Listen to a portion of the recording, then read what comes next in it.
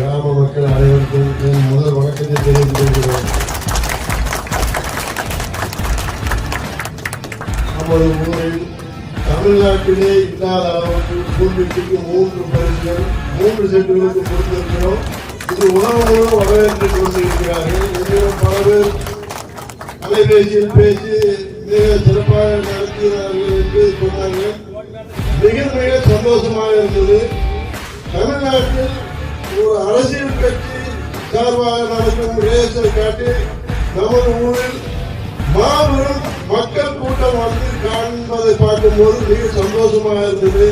நாம் எல்லோரும் இப்படி ஒற்றுமையாக இருந்து 10 ஆண்டு காலம் இந்த மாதிரி விழாக்களை நடத்த எல்லாருமாக ஆண்டவரிடம் வேண்டிக் கொண்டு சிறப்பாக நடத்தி நல்ல பேர் எடுத்ததுக்கு ரொம்ப நன்றி